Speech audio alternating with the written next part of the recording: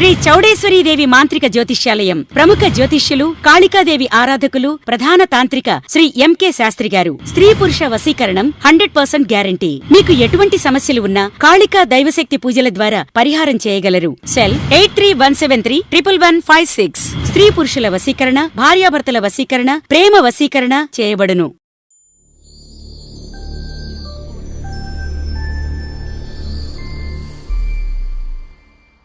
చావు భయం లేకుండా నక్సలైట్లను ఎదిరించారాయన. ఎంతోమంది ఫ్యాక్షనిస్టుల గుండెల్లో నిద్రపోయారు. అధికార పార్టీ నేతలు కూడా జిల్లాల నుంచి పారిపోయేలా చేసిన దమ్మున్న ఐపీఎస్ ఎవరైనా ఉన్నారు అంటే అది చదలవాడ ఉమేష్ చంద్ర మాత్రమే. వేసుకున్న డ్రెస్కు, తీసుకున్న జీతానికి, సివిల్ సర్వీస్లో చేసిన ప్రమాణానికి న్యాయం చేయాలన్న సంకల్పం తప్ప మరొకటి లేదు. ఒక ఐపీఎస్ బదిలీ అయితే జిల్లా మొత్తం 3 రోజుల పాటు సామాన్య ప్రజలు ధర్నా చేయడం కూడా ఉమేష్ చంద్ర మంచితనానికి, నిబద్ధతకు కేర్ ఆఫ్ అడ్రస్. అంతటి బెస్ట్ ఆఫీసర్ కూడా రాజకీయ నాయకుల దొంగ తెలివితో పాటు నక్సలైట్ల మూర్ఖత్వం ప్రాణం తీసింది. అయినా సరే ఆ హీరో గురించి ఇంకా చెప్పుకుంటున్నాము అంటే అతని ధైర్యం అలాంటిది. ఆయన గురించి ఎన్ని సినిమాలు తీసినా, ఎన్ని హీరోయిక్ సీన్స్ పెట్టినా తక్కువే. ఎందుకంటే ఆయన ఫిగర్ మాత్రమే కాదు, ఆ పొగరు, మంచితనం రాయలేనిది, తెర మీద తీయలేనిది. ఇంత డేరింగ్ ఆఫీసర్ గా పేరున్న ఉమేష్ చంద్ర చాలా సౌమ్యులు. గుంటూరు జిల్లా పెదపూడిలో మార్చి 29, 1966లో పుట్టారు. అయితే ఆయన తండ్రి వేణుగోపాలరావు హైదరాబాద్ లోని నాటి ప్రఖ్యాత కంపెనీ ఆల్విన్ లో పనిచేసేవారు. దీంతో 10వ తరగతి వరకు హైదరాబాద్ పబ్లిక్ స్కూల్లో చదువుకున్నారు. స్కూల్లో టాపర్ గా నిలిచిన ఉమేష్ ఆ తర్వాత నిజాం కాలేజీలో BA maths, economics, statistics groups తో డిగ్రీ పొందారు. ఆ తర్వాత ఉస్మానియా యూనివర్సిటీలో MA ఎకనామిక్స్ చదవటం ఆయన ఆలోచనలను మార్చింది. యూనివర్సిటీలో అభ్యుదయ రాజకీయాలుండేవి. జనం జీవితాలను, బ్రతుకులను మార్చాలని ఎంతోమంది చర్చించేవారు.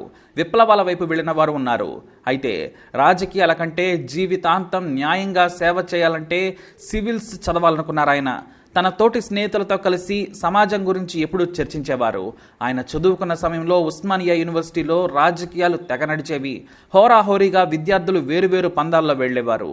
కానీ ఉమేష్ చంద్ర మాత్రం చదువును సమాజం కోసం ఉపయోగించుకోవాలని భావించేవారు. కానీ కొంతమంది తెలివైన విద్యార్థులు కూడా విప్లవాల వైపు వెళ్లడం ఆయన ఎంతో బాధించింది. ఇక PG పూర్తి కాగానే సివిల్స్ సాధించిన ఉమేష్ చంద్ర IAS కావాలనుకున్నారు. కానీ IPS వచ్చినా ఆయన ఇష్టంగానే తీసుకున్నారు. IPS ట్రైనింగ్ పూర్తయిన తర్వాత మొట్టమొదటి ట్రైనింగ్ IPS గా వరంగల్కు వెళ్లారు. అప్పటికే అక్కడ నక్సలిజం దారుణంగా ఉంది. గ్రామాల్లో నక్సలైట్లకు సానుభూతి పరులుండేవారు. హేమాహేమి నక్సలైట్ నాయకులు వరంగల్ నుంచే ఉండేవారు. దీంతో ఆయన నక్సలైట్ రిక్రూట్మెంట్ ను ఆపేందుకు ప్రయత్నించారు. జన జాగృతి పేరుతో ఊరూరా కళారూపాల ద్వారా మంచి భవిష్యత్తు వైపు వెళ్ళండి, అడవి బాట వద్దని గ్రామాన ప్రదర్శనలు ఇప్పించారు. తాను కూడా రాత్రంతా గ్రామంలోనే ఉండి నక్సలైట్లలో చేరొద్దని యువతకు చెప్పేవారు. ఎందుకంటే దేశంలోనే ప్రఖ్యాత విద్యాసంస్థ అయిన వరంగల్ NIT నుంచి కూడా తెలివైన విద్యార్థులు నక్సలైట్లలో చేరడం ఆయన ఎంతో బాధించింది. తాను స్వయంగా వెళ్లి విద్యార్థుల తెలివిని సమాజం కోసం, దేశం కోసం ఉపయోగించుకోవాలని సర్ది చెప్పారు. మీరు మాకంటే తెలివైన విద్యార్థులు, ఇంత పెద్ద విద్యా సంస్థలో చదువుతున్నారు, మాకు రాని అవకాశం మీకొచ్చిందని విద్యార్థులను బ్రతిమలాడి సర్ది చెప్పి ఆయన నక్సలైట్ల భావజాలానికి ఆకర్షితులు కాకుండా ఉండేందుకు ప్రయత్నించారు. దాదాపుగా 2 ఏళ్లు 1992 నుంచి 94 వరకు ఆయన నక్సలిజాన్ని అణిచివేసేందుకు ప్రయత్నించారు. బాంబులు, మందు పాత్రలు పెడతారని తెలిసినా, నక్సలైట్ టార్గెట్ లో ఉన్నారని ఇంటెలిజెన్స్ చెప్పినా ఏ మాత్రం వెరవలేదు. అతని ధైర్యం, నిజాయితీ చూసి అంతా షాక్ అయ్యారు. ఆ తర్వాత ASPగా కడప బదిలీ చేశారు అధికారులు. కడప జిల్లాకు ఉమేష్ చంద్ర వెళ్లిన తర్వాత అక్కడ పేపర్లలో వార్తలు చూసి నిజంగానే షాక్ అయ్యారు. అప్పటి వరకు కింది స్థాయి సిబ్బందికి ఆదేశాలు ఇచ్చి SPలు పనిచేయించేవారు. కానీ ఆయన కడప నుంచి ఉదయం తన సిబ్బందితో కలిసి రాయచోటుకు వెళ్లారు. అక్కడ ఆఫీసర్స్ క్లబ్ లో పేకాట ఆడుతున్న వారందరినీ పరిగెత్తించి కొట్టారు. కొంతమందిని అరెస్టు చేసి స్థానిక పోలీస్ స్టేషన్లో అప్పచెప్పి కేసులు పెట్టించారు. కానీ ఆయన కొట్టిన తర్వాత తెల్లవారుజామునగానే తెలిసింది, తల్లును తిన్న వారిలో కాంగ్రెస్, TDP నేతలతో పాటు ప్రభుత్వ అధికారులు, చివరకు ప్రభుత్వ ఉపాధ్యాయులు కూడా అందులో ఉన్నారు. దీంతో వీరంతా కూడా శత్రుత్వాన్ని పక్కన పెట్టి ఉమేష్ చంద్ర తీరుకు నిరసనగా ఆందోళనలు చేపట్టారు. అప్పుడు ఉమేష్ చంద్ర 2 పెద్ద నాయకులను లోపలకు చర్చలకు పిలిచారు. మీ సమస్య ఏంటని అడిగారు. మేమెవరమో తెలుసా? మమ్మల్ని కొడతారా? మమ్మల్ని అరెస్టు చేస్తారా? అంటూ రెచ్చిపోయారు. మీరు ఏం చేస్తుంటే పట్టుకున్నానో తెలుసా? పేకాట ఆడుతుండగా పట్టుకున్నాను. బాధ్యత గల ప్రభుత్వ అధికారులు డ్యూటీ చేయకుండా పేకాట ఆడుతున్నారు. టీచర్లు పిల్లలకు బుద్ధులు చెప్పకుండా జోదమాడుతున్నారు.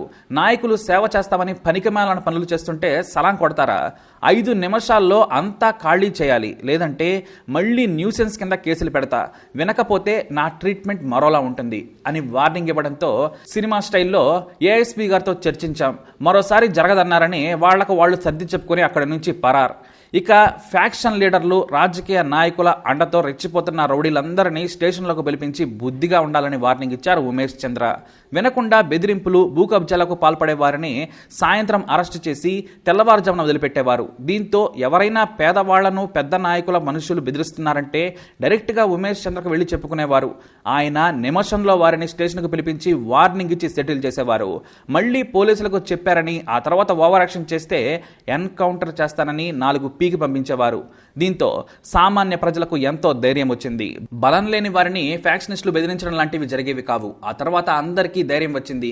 కానీ నాయకులు మాత్రం ఉమేష్ చంద్ర ఉన్ననాళ్లు వణికిపోయారు. అయితే వరంగల్లో వామపక్ష తీవ్రవాదం పెరుగుతూ ఉండడంతో మరోసారి ప్రత్యేక అధికారిగా వచ్చారు ఉమేష్ చంద్ర. ఈసారి నక్సలైట్ ఇన్ఫార్మర్స్ ను భారీగా రిక్రూట్ చేసి ఉద్యమాన్ని దెబ్బకొట్టారు. దీంతో నక్సలైట్లు ఉమేష్ చంద్రను టార్గెట్ చేశారు. పెద్ద పెద్ద నాయకులను వ్యూహాత్మకంగా పట్టుకున్నారు. అంతేకాదు, ఆరోగ్యం బాగోలేక అడవిలో నుంచి బయటకు వస్తే అంతే. భారీ ఇన్ఫార్మర్స్ వ్యవస్థతో నక్సలైట్లను అడవిలో కూడా మనశ్శాంతిగా ఉండనివ్వలేదు ఉమేష్ చంద్ర. అంతేకాదు, మైన్స్ పెట్టి ఉంటారని తెలిసినా ధైర్యంగా అడవి మధ్యలోకి వెళ్లి వెంటాడారు. తాను ప్రత్యేక అధికారిగా ఉన్ననాళ్లు నక్సలైట్లను వరంగల్ సరిహద్దుల నుంచి పారిపోయేలా చేశారు. మళ్లీ వరంగల్లో తన టార్గెట్ పూర్తి చేసిన తర్వాత అక్కడి నుంచి మరోసారి ఎస్పీగా బదిలీ చేసింది ప్రభుత్వం. సరిగ్గా ఎన్నికల సమయంలో పులివెందుల మీద ప్రత్యేకంగా కాన్సన్ట్రేట్ చేయాలని ఎన్నికల సంఘం కూడా సూచించింది. బూత్ లో దౌర్జన్యంగా చొరబడి దొంగ ఓట్లు వేయడం, బాక్సులను ఎత్తుకుపోవడం కామన్. సామాన్య పోలీసులు సైతం ఫ్యాక్షన్ నాయకులకు భయపడేవారు. దీంతో వారికి భయం అనేది లేకుండా పోయింది. కానీ ఉమేష్ చంద్ర వచ్చిన తర్వాత తాను బరిలోకి దిగి జనం ధైర్యంగా ఓట్లు వేసేలా చూశారు. పోలింగ్ ముగుస్తుంది అనగా కొంతమంది రౌడీలు పోలింగ్ బూత్లోకి చొరబడేందుకు ప్రయత్నించగా కుక్కను కొట్టినట్టు కొట్టి జైల్లో వేశారు. ఆ సమయంలో స్వయంగా వైఎస్ రాజశేఖర రెడ్డికి ఉమేష్ చంద్రకు హోరాహోరీ వాగ్వాదం కూడా జరిగింది. అప్పుడు ఆయన కడప ఎంపీగా పోటీ చేస్తూ ఉన్నారు. అయినా సరే ఒక్కటంటే ఒక్క దొంగ ఓటు కూడా పడకుండా చూశారు. అయితే ఆయన కారణంగానే కాంగ్రెస్ నేతలకు మెజారిటీగా భారీగా తగ్గిందని టీడీపీ నేతలు సంబరాలు చేసుకున్నారు. కానీ అసలు ట్విస్ట్ ఇక్కడే మొదలైంది. జిల్లాలో ఫ్యాక్షన్ ఎక్కువగా ఉండే జమ్మలమడుగు, మైదుకూరు, పులివెందుల, ప్రొద్దుటూరు, కమలాపుర ప్రాంతాల్లో టార్గెట్ చేశారు ఆయన. ఫ్యాక్షన్ హత్యలు ఎక్కువగా ఈ ప్రాంతంలోనే సాగుతున్నాయి. అయితే ఒక హత్య కేసు ఫైలు ఉమేష్ చంద్ర దగ్గరకు వచ్చింది. తన శత్రువును కాల్చి చంపినట్టు తేలింది. కానీ ఆయుధాలు ఎక్కడి నుంచి వస్తున్నాయని ఆయన ఆరా తీశారు. స్థానిక పోలీసుల లెక్కల ప్రకారం అధికారికంగా ఉండే లైసెన్స్డ్ తుపాకులు ఉండేవి. కానీ ఇల్లీగల్ గా 2 బాంబులు తుపాకులు ఉండేవి. దీంతో అన్ని పోలీస్ స్టేషన్లకు ఆదేశాలు ఇచ్చారు ఆయన. 3 రోజుల్లో కడపలో ఏ వ్యక్తి దగ్గర ఆయుధాలు ఉండకూడదు, ప్రభుత్వం ఇచ్చిన వాటిని కూడా సరెండర్ చేయాలని ఆదేశాలు ఇచ్చారు. దీంతో టీడీపీ నాయకులంతా చంద్రబాబు నాయుడు దగ్గరకు పరిగెత్తుకొచ్చారు. ఉమేష్ చంద్ర అతి చేస్తున్నాడని ఫిర్యాదు చేసినా ఆయన సర్ది చెప్పి పంపించేశారు. కానీ ఉమేష్ చంద్ర మాత్రం ఎక్కడా తగ్గలేదు. మొదట నాటి టీడీపీ ఎమ్మెల్యే రామసుబ్బారెడ్డి అనుచరుడు బాలిరెడ్డి దగ్గర .303 రైఫిల్తో పాటు 20 బాంబులు స్వాధీనం చేసుకుని కేసు పెట్టారు. దీంతో ఆయన మళ్లీ హైదరాబాద్ పరుగులు పెట్టి బాబు దగ్గర నానా హంగామా చేశాడట. అయినా ఉమేష్ చంద్ర ఆపరేషన్ ఆగలే లేదు. ఆ తర్వాత వైఎస్ రాజశేఖర రెడ్డి అనుచరుడు వీరపు నాయని పల్లెకు చెందిన సిద్ధారెడ్డి ఇంట్లో 103 బాంబులను స్వాధీనం చేసుకున్నారు. డిఎల్ రవీంద్రారెడ్డి, వరదరాజుల రెడ్డి, వీరశివారెడ్డి లాంటి నేతల అనుచరుల దగ్గర నుంచి దాదాపు 300 తుపాకులు కూడా స్వాధీనం చేసుకున్నారు. పైగా ఎమ్మెల్యే అనుచరుడు నుంచి ఆయన తుపాకులు, బాంబులు స్వాధీనం చేసుకున్నారు. కొంతమంది అతి చేస్తే స్టేషన్లో వేసి తొక్కి నారా తీసేవారు. దీంతో బయటకు చెప్పుకోలేక రగిలిపోయేవారు. ఇటు అధికారంలో ఉన్న ఉపయోగం లేకుండా పోయిందని టీడీపీ నేతలు ఆయన్ను బదిలీ చేయాల్సిందేనని హోంమంత్రి నుంచి సీఎం వరకు ప్రతిరోజు ఫిర్యాదులతో హోరెత్తించారు. అయితే ఈలోపే టీడీపీకి చెందిన జిల్లా సహకార బ్యాంకు చైర్మన్ కాటమయ్య వివాదం మరింత ముదిరింది. ఆయన పోలీసులను బెదిరించడంతో స్టేషన్లో వేసి చితకబాదారని ఉమేష్ చంద్రపై ఆరోపణలు వచ్చాయి.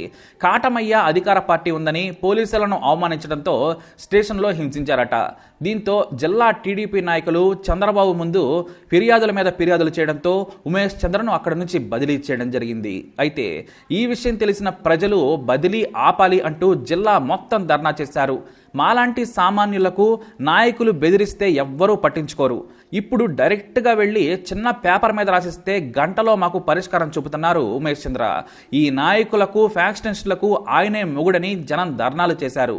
ఇటు ఆయన గన్మెన్ కూడా బదిలీని నిరసిస్తూ రాజీనామా చేశాడు. ఒక హోంగార్డు బదిలీ ఆపాలంటూ ఆత్మహత్యాయత్నం చేసుకున్నాడు. మరునాడు పేపర్లలో టీడీపీ నేతల ఒత్తిడికి లొంగి మంచి అధికారిని బదిలీ చేశారనే వార్తలు చంద్రబాబు ప్రభుత్వాన్ని కూడా ఇరుకున పెట్టాయి. ఇటు రెండో రోజు ఉమేష్ చంద్ర పనితీరు నచ్చి టీడీపీ కాంగ్రెస్ నేతలు కొంతమంది ఆందోళన బాట పట్టారు. మంచిని కోరుకున్న వారంతా ధర్నాలు చేయడంతో పోలీసులు తలల పట్టుకున్నారు.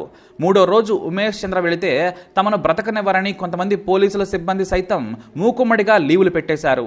దీంతో ఐజీ స్వయంగా వచ్చి పోలీసులకు భరోసా ఇచ్చారు. ఇటు ప్రజలకు కూడా ఇది సాధారణ బదిలీయే తప్ప మరోటి కాదని చెప్పుకొచ్చారు. అంటే సర్ది చెప్పుకొచ్చారు.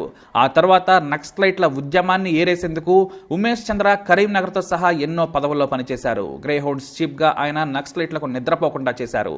అయితే హైదరాబాద్లో తలదాచుకున్న ఇద్దరు నక్సలైట్లు మాయమయ్యారు. వారిని పోలీసులే చంపారని ఉమేష్ చంద్రపై కక్ష కట్టారు నక్సలైట్లు. వాస్తవానికి కడపలో కొంతమంది ఫ్యాక్షనిస్టులకు నక్సలైట్లతో సంబంధాలున్నాయనే విషయాన్ని పసిగట్టి ఆయుధాల ఏరివేతను మొదలుపెట్టారట ఉమేష్ చంద్ర. అయితే హైదరాబాద్ వచ్చిన నక్సలైట్లను ఉమేష్ చంద్ర చంపారని నక్సలైట్లు భావించారు. ఎందుకంటే వారి ఆచూకీ ఇప్పటి వరకు ఎవరికీ తెలియదు. దీంతో ఉమేష్ చంద్రను చంపేందుకు పక్కాగా ప్లాన్ వేసి ఆయన ఇంటి నుంచి బయలుదేరే సమయాన్ని ఎంచుకున్నారు నలుగురు నక్సలైట్లు. హైదరాబాద్లోని ఎస్ఆర్ నగర్ దగ్గర టార్గెట్ చేశారు. సరిగ్గా రెడ్ సిగ్నల్ పడగానే కార్ ఆగింది. దీంతో ఒకేసారి వచ్చి ముందు సీట్లో ఉన్న డ్రైవర్ను గన్మెన్ను కాల్చి చంపారు. అయితే ఉమేష్ చంద్ర దగ్గర తుపాకీ ఉందని భయపడి పారిపోతుంటే ఆయన వెంబడించారు. కొంత దూరం వెళ్ళాక ఆయన దగ్గర తుపాకీ లేదని గుర్తించి దగ్గరకు వచ్చి వెనక్కి వచ్చి మరీ కాల్పులు జరిపారు. ఆయన కారు దిగకుండా ఉంటే బ్రతికిపోయేవారే. కానీ మొండిగా బయటకు వెళ్లారు. ఈ రెక్కి వెనుక నాటి ఫ్యాక్షన్ లీడర్లు కూడా పగతో సాయం చేసి ఉంటారనే ఆరోపణలు కూడా వచ్చాయి. కానీ ఎవరు తప్పు చేసినా కూడా ఒక డైనమిక్ లీడర్ను ప్రజలు కోల్పోయారు. 2 ఏళ్లే పనిచేసినా కడపలో ఒక్క ఫ్యాక్షనిస్ట్ కూడా ఉండేవాడు కాదు. ఒక ఎమ్మెల్యే కూడా ఉండేవాడు కాదు. అందరూ హైదరాబాద్ పారిపై వచ్చి తలదాచుకునేవారు. ఆయన ఊరూరు తిరిగి ఫ్యాక్షన్ ఎంతో మంది జీవితాలను పాడు చేసిందో చూడండి అంటూ కళ్ళు తెరిపించారు. అందుకే జనం పాలిట దేవుడిగా పోలీసులకు ఇన్స్పిరేషన్గా నిలిచారు. ఐపీఎస్ అంటే ఉమేష్ చంద్రలా ఉండాలి అనే పేరును సంపాదించుకొని స్వర్గస్థులయ్యారు. మరి ఉమేష్ చంద్ర ఐపీఎస్ పై మీ అభిప్రాయాన్ని తప్పకుండా కమెంట్ ద్వారా తెలియజేయండి. తప్పకుండా అతనికి సెల్యూట్ చేయండి. ఈ వీడియోని లైక్ చేయండి, షేర్ చేయండి, మా ఛానల్ని సబ్స్క్రైబ్ చేసుకోండి.